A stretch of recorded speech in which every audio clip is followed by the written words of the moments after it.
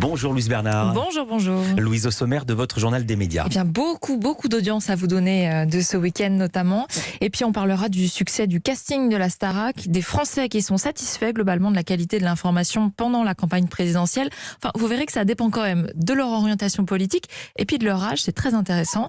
Dans l'actu internationale, Trump toujours banni de Twitter et puis Facebook accusé d'avoir fait pression pour s'opposer au vote d'une loi. C'était en Australie. D'abord, les audiences qu'ont regardé les Français hier soir. Ils ont regardé TF1, le film Doctor Strange, dont la suite vient de sortir au cinéma. Un TF1 diffusé le premier volet hier soir.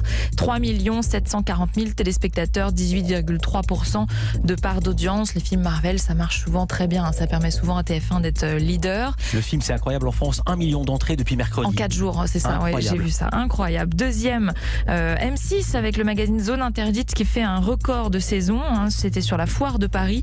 2 690 000 téléspectateurs, 13% de part d'audience. Et puis troisième, France 2 avec le film De Gaulle, 2 380 000 téléspectateurs, 11,3% de part d'audience. Et on est lundi, donc il y a les audiences du week-end. On commence par samedi soir, Louise. France 3 écrase la concurrence avec un de ses téléfilms policiers, comme souvent. Un meurtre à Porquerolles a été suivi par 4 800 000 téléspectateurs, plus fort que le foot. C'était la finale de la Coupe de France. Incroyable. Et c'est 3 440 000 téléspectateurs devant France 2, soit 45 000 de plus seulement que ceux de TF1. La Une proposait une nouvelle soirée de The Voice, suivie par 3 395 000 fidèles, c'est précis. Un mot également de l'audience de l'investiture d'Emmanuel Macron comme président. C'était samedi matin. Oui, c'est pour ça que je vous disais qu'on avait beaucoup d'audience à vous donner ce matin. Cérémonie boudée par les Français, beaucoup moins suivie qu'il y a 5 ans, sans doute parce qu'on ne change pas de président. C'était l'édition spéciale de France 2 qui a été la plus suivie avec 1 360 000 téléspectateurs. C'est vraiment peu, c'est 2 millions de moins qu'en 2017. Et sur TF1, 1 100 000 téléspectateurs contre 2 700 000 il y a 5 ans. Et on termine ces audiences du week-end par vendredi soir. Masked Singer était en tête des audiences avec 3,5 millions de téléspectateurs. Ça faisait un moment que c'était pas arrivé à l'émission de TF1. L'émission est donc en tête mais en légère baisse pourtant par rapport à la semaine dernière. Deuxième, Les Petits Meurtres d'Agatha Christie, 2 700 000 téléspectateurs devant France 2. Et puis troisième place, ex aequo, c'est rare, mais quand je vous dis ex aequo, c'est vraiment très précis. 1 856 000 téléspectateurs chacun pour France 3 et M6. 300 cœurs sur la 3, Recherche appartement ou maison sur la 6. Europe 1 Culture Média. Et on commence le journal des médias avec cette information. TF1 croule sous les demandes de casting pour la Star Academy qui redémarre. 10 000 inscriptions en seulement 2 jours. Voilà le chiffre communiqué par la Une. Et c'était vendredi après-midi. Donc depuis, ça a dû augmenter ce week-end. TF1 donc, qui a annoncé relancer l'émission et qui a ouvert son casting mardi soir. Si vous voulez vous aussi candidater, rendez-vous sur le site de MyTF1. Je vous vois rigoler. Vous voulez pas participer au casting, Non, Philippe? ce vous s'adressait à nos auditeurs et auditrices. Sachant que c'est une académie, c'est pas comme The Voice, on doit être très bon. C'est une école, donc on peut, si on est un petit peu moins bon quand même. Et il faut s'inscrire. habiter, j'ai une information, ils sont en train de refaire les travaux. Finalement, ils vont s'installer au château d'Amarie-les-Lys et la prod va payer tous les travaux de remise en état. Les Français satisfaits du travail journalistique lors de la campagne des élections présidentielles. 57% jugent l'information délivrée bonne, 25% assez mauvaise et 11% très mauvaise.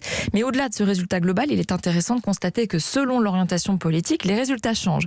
Près de 8 pro-Macron sur 10 jugent l'information délivrée bonne, par exemple. 7 sur 10 pour les pro-Jadot. Ça descend à 6 sur 10 pour les pro-Mélenchon. Pour les pro-Pécresse, c'est un peu moins c'est un électeur sur 2, un peu plus d'un électeur sur 2, 55% seulement. Et puis du côté de l'extrême droite, c'est là que la défiance est la plus palpable. Les électeurs d'Éric Zemmour sont une majorité à avoir trouvé la qualité de l'information mauvaise, 62%, suivi par ceux de Marine Le Pen, 53%.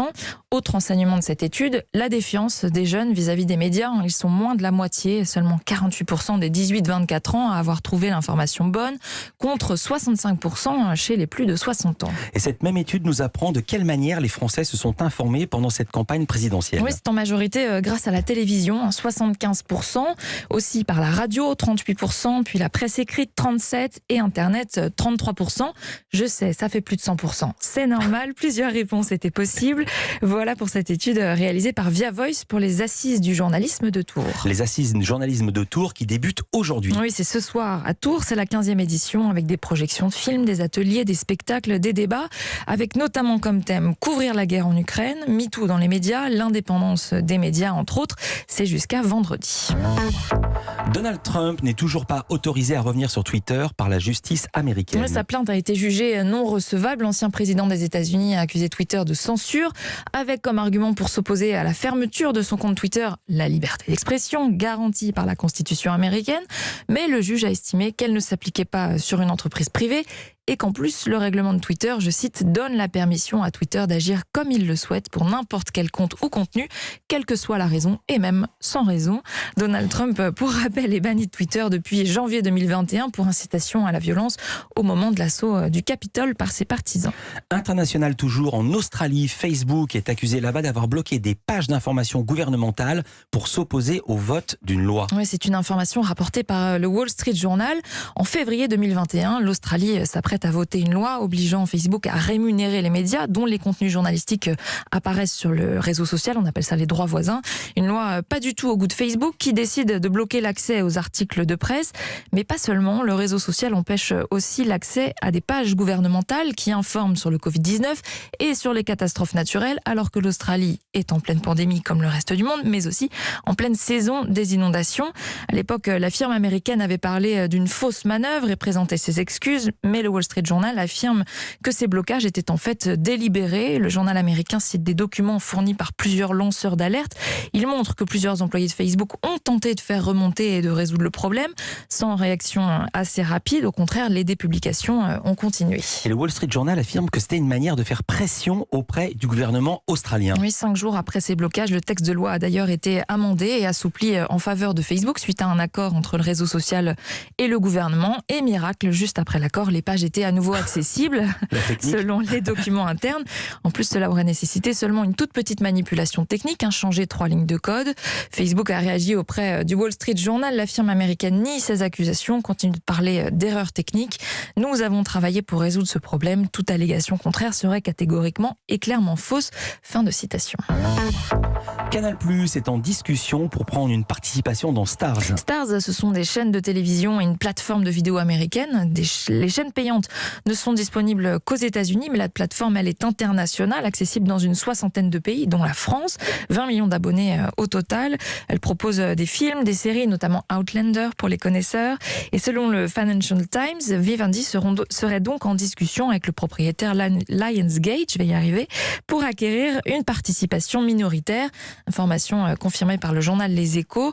Pour l'instant, ni le propriétaire actuel ni Vivendi n'ont souhaité commenter cette information. Et on termine ce journal avec le décès de l'un des acteurs de la série Friends. Oui, pardon, c'est pas très joyeux de finir comme ça. C'est un acteur d'un rôle très secondaire, mais que les adeptes de la série ont forcément en tête. Mike Hagerty, qui jouait le rôle du concierge de l'immeuble, Monsieur Trigger. Il est mort à 67 ans après une très longue carrière de second rôle pour la télévision et le cinéma, une centaine en tout.